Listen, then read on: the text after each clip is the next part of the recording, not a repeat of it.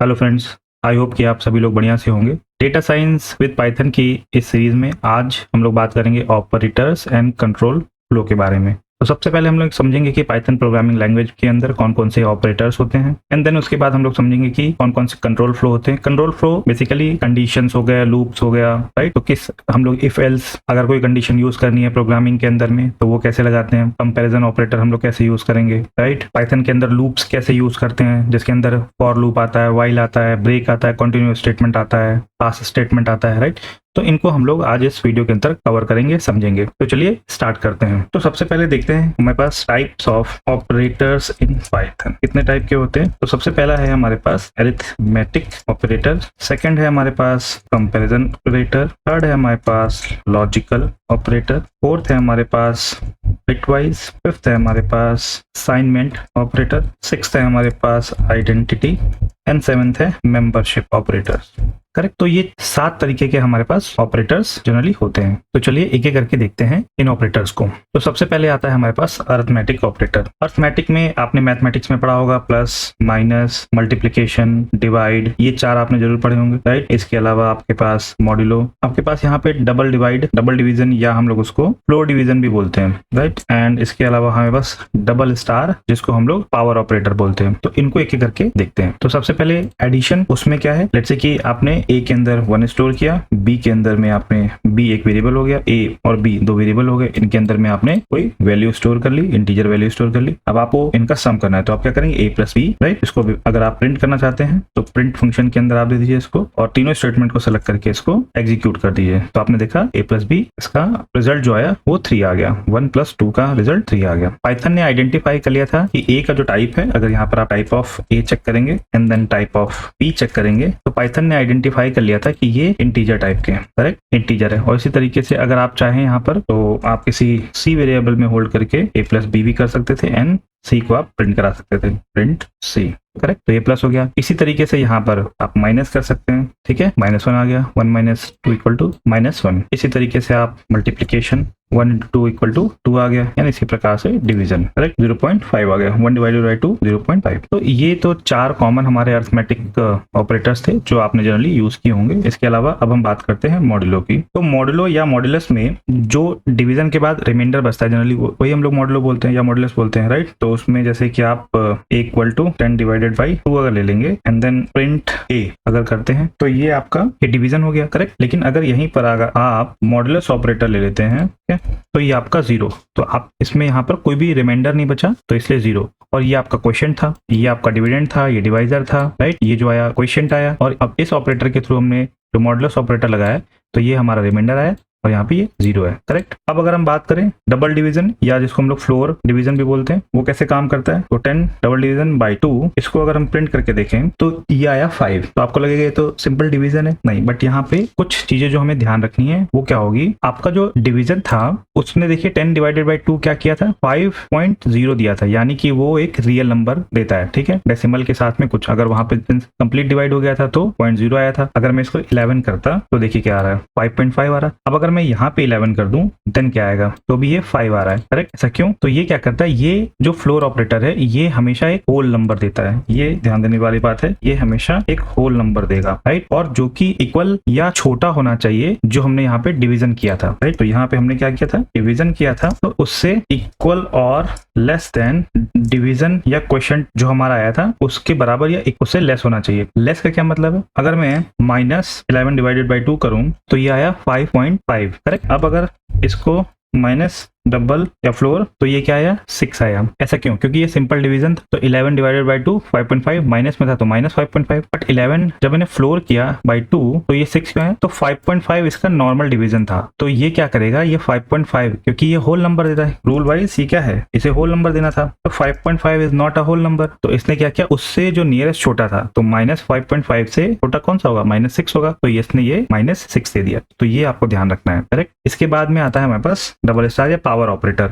ये कैसे काम करता है, तो जनरली सिंपल पावर हम लोग यूज करते थे, तो 2 to the पावर अगर मैं 4 करूं कितना आएगा, print 2 to the power 4 = 16, simple है ये, करेक्ट। तो ये आपके बेसिक अरिथमेटिक ऑपरेटर्स थे जिसमें कि हमने plus, minus, division, multiplication, floor and power operators देखे, करेक्ट। तो ये अरिथमेटिक ऑपरेटर्स के अंदर आने वाले ऑपरेटर्स थे। अब बात करते हैं सेकंड ऑपरेटर जो कि हमारे पास कंपैरिजन ऑपरेटर। तो कंपैरिजन ऑपरेटर में हमारे पास कौन कौन से ऑपरेटर होते हैं उसे देख लेते हैं। तो पहले होता है equal to, equal equal, not equal, greater than, less than, greater than equal, less than equal. तो ये हमारे पास 6 कंपैरिजन ऑपरेटर्स होते हैं, राइट। तो चलिए इनका यूज केस देख लेते हैं। तो जहां पे हमें दो नंबर के बीच में इक्वालिटी चेक करनी होगी तो वहां पर हम लोग इक्वल ऑपरेटर को यूज करेंगे और ये आपको ट्रू या फॉल्स रिजल्ट प्रोवाइड करते हैं, राइट। तो जैसे कि मैंने कहा प्रिंट 2 इक्वल टू 3, तो ये क्या आएगा, फॉल्स, क्योंकि 2 is not equal to 3, print. और इस तरीके की जो ये कंडीशन है हम लोग जनरली जो हमारा कंट्रोल फ्लो है इफ एल्स वगैरह में वहां ज्यादा यूज करते हैं, तो ये हम लोग अभी थोड़ी देर में देखेंगे। प्रिंट 2 नॉट इक्वल टू 3, ये क्या आएगा, ट्रू, क्योंकि 2 3 के इक्वल नहीं है, राइट। नेक्स्ट है प्रिंट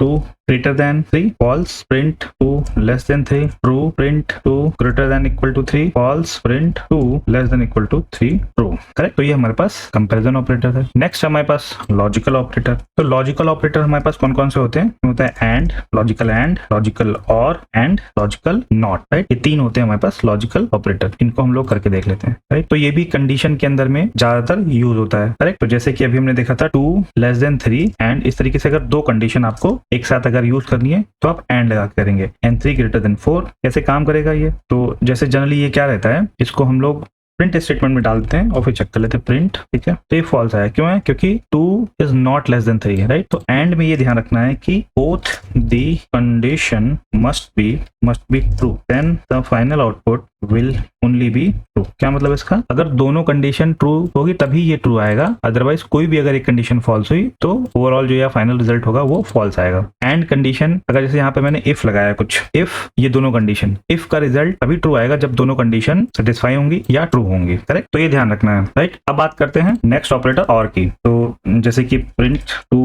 less than 3, जहां एंड यूज हो रहा था अब वहां पे हम लोग और ऑपरेटर यूज करेंगे, एंड 3 greater than 4, राइट। तो इसका रिजल्ट आएगा, तो और के अंदर क्या, जैसे एंड में था कि until unless दोनों कंडीशन ट्रू नहीं होंगी जो फाइनल आउटपुट है वो ट्रू नहीं होगा, राइट। लेकिन और में क्या, कोई एक भी कंडीशन अगर ट्रू है तो ओवरऑल एक्सप्रेशन जो है वो आपका ट्रू हो जाता है, राइट। तो इसका आ गया ट्रू, क्योंकि 2 is less than 3, करेक्ट। अब इसी तरीके से अगर हम बात करें नेक्स्ट लॉजिकल ऑपरेटर जो कि नॉट है, तो यहाँ पे आएगा नॉट और आप यहाँ पे कोई कंडीशन दे सकते हैं 2 greater than 3 जो कि ट्रू है, क्योंकि 2। अब बात करते हैं नॉट की, तो प्रिंट नॉट और यहाँ पे कोई कंडीशन आप देंगे 2 greater than 3, 2 is not greater than 3। तो ये एक्सप्रेशन जो है वो अपने में फॉल्स है, बट क्योंकि आगे नेगेटिव ऑलरेडी लगा है तो फॉल्स के साथ में फॉल्स या नेगेटिव उसको ट्रू कर देगा, करेक्ट। अब हमारे पास नेक्स्ट ऑपरेटर है बिटवाइज ऑपरेटर, फोर्थ है बिटवाइज। और इसके अंदर हमारे पास कौन कौन से ऑपरेटर्स आते हैं, एंड हो गया, और हो गया, एक्सओआर हो गया, not, left shift and right shift आते हैं। तो ये इन ऑपरेटर का हम ऑपरेशन परफॉर्म करके यहाँ पे नहीं देख रहे हैं। जनरली बिटवाइज ऑपरेटर्स जो है वो बाइनरी नंबर्स पे ऑपरेट होते हैं, राइट। तो इसको हम लोग नहीं करके देख रहे हैं, ये हमें डेटा साइंस के अंदर आई डोंट थिंक कि कहीं यूज होगा। मूव करते हैं नेक्स्ट जो कि है हमारे पास असाइनमेंट ऑपरेटर। ये ऑब्वियसली आपका यूज होगा और अभी तक में यूज भी हुआ है। इसके अंदर कौन कौन से ऑपरेटर्स होते हैं हमारे पास, इक्वल्स टू, इंक्रीमेंट,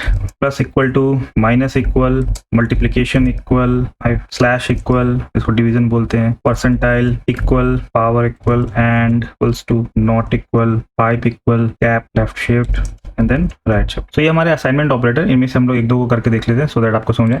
तो सबसे पहले इक्वल्स टू, अगर आपको कोई भी वैल्यू किसी वेरिएबल में असाइन करनी है तो आप असाइनमेंट ऑपरेटर यूज करेंगे। और जैसे कि यहाँ पे 5 हो गया या कोई स्ट्रिंग वैल्यू हो गई, ठीक है, तो असाइनमेंट ऑपरेटर जो कि हम लोग कई जगह यूज कर चुके हैं। इसी तरीके से अगर आपको वैल्यू इंक्रीमेंट करनी है, जैसे a इक्वल्स टू 1 आपने किया and then a plus equals to 1, तो इसका क्या मतलब है, इसका मतलब है a equals to a plus 1 आप कर रहे हैं, ठीक है। तो अगर अब मैं यहाँ पर जाकर के इसको प्रिंट करके दिखाऊं आपको, प्रिंट a, तो ये 2 हो गया, करेक्ट, क्योंकि a में 1 था और 1 और इसमें ऐड हो गया। इसी तरीके से ये माइनस वाला काम करेगा, मल्टीप्लीकेशन वाला काम करेगा, डिवाइड वाला काम करेगा, मॉडुलो वाला काम करेगा, पावर वाला काम करेगा एंड सो ऑन। नेक्स्ट हमारे पास है आइडेंटिटी ऑपरेटर। इसके अंदर आपके पास जो दो ऑपरेटर आते हैं वो है इज एंड इज नॉट। तो बेसिकली आइडेंटिटी ऑपरेटर जो है वो दो ऑब्जेक्ट्स को कंपेयर करने के लिए यूज होता है, राइट। तो यहाँ पे हमारे पास दो ऑपरेटर है, इज एंड इज नॉट, से हम लोग उसको कंपेयर कराते हैं, इसको ऑब्जेक्ट्स को। कैसे, देखिए, जैसे कि मैंने कहा कि a इक्वल टू कोई स्ट्रिंग अगर मैं ले लूं हेलो, और यहाँ पे b equals to let's say Python, ये दो मैंने स्ट्रिंग ले ली a एंड b के अंदर में,